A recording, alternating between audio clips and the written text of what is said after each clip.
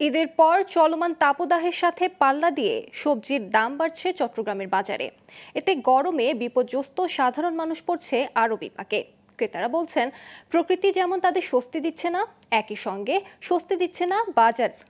এদিকে ক্রেতারা বলছেন, তীব্র গরমে নষ্ট হয়ে যাচ্ছে সবজি, তাই বিক্রি করতে হচ্ছে বাড়তি দামে। গরম না কমলে দাম আরও বাড়তে পারে।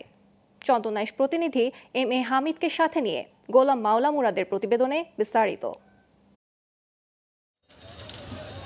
চট্টগ্রামের সবজি ভান্ডার হিসেবে খ্যাত দোহাজারী বাজারে মাত্র কয়েক ঘন্টায় বেচাকেনা হয় কমপক্ষে ৫০ লাখ টাকার সবজি। কিন্তু চলমান তাপদাহের প্রভাব পড়েছে এই সবজির বাজারে।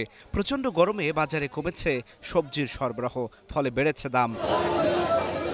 প্রকৃতির পাশাপাশি সবজির বাজারে উত্তাপ ছড়িয়ে পড়ায় বিপাকে পড়েছেন সাধারণ ক্রেতারা, বিশেষ করে দিশেহারা নিম্ন ও মধ্যবিত্ত পরিবার। আগে আলু নিছি ৫০ টাকা, কম বেচা হয় কম ৫০ টাকা, ৬০ টাকা দেশি আলু ৭০ টাকা বলে, ৮০ টাকা বলে, তো এখন তো কম নেই।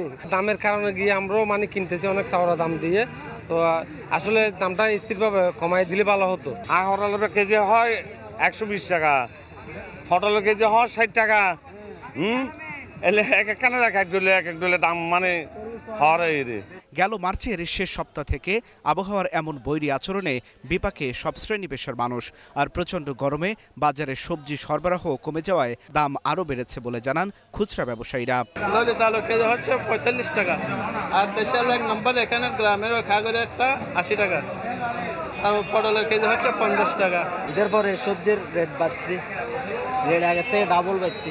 দেশের নিজে এখন মাল পাওয়া যাচ্ছে না, এখন ভারত থেকে আমি মাল আনতেছি, আমাদের ২০০০ থেকে এখন মাল উঠতেছে না, ১০ ভাগ আর ৫ ভাগে উঠতেছে না মাল, বর্তমানে এখন মাল নাই। পাইকারি ব্যবসায়ীরা বলছেন, আলুর চাহিদা অনুযায়ী উৎপাদন কম হয় বেড়েছে দাম, তবে আলু আমদানি হলেই কমে যাবে দাম। পরিমাণে যে হারে আলু দরকার বাংলাদেশে, ওই হিসেবে আলু নাই, এই কারণে দাম বাড়ছে। প্রশাসনিকভাবে বাজার পর্যবেক্ষণ করার প্রয়োজন আছে, দেখাশোনার প্রয়োজন আছে, ওই হিসাবে কিন্তু বাজারটা নিয়ন্ত্রণ থাকবে। এদিকে চরম গরমে জমিতে নষ্ট হচ্ছে সবজি, এছাড়া বারবার সেচ দেয়ায় বেড়েছে উৎপাদন খরচ বলে জানান কৃষকরা। Global television news desk.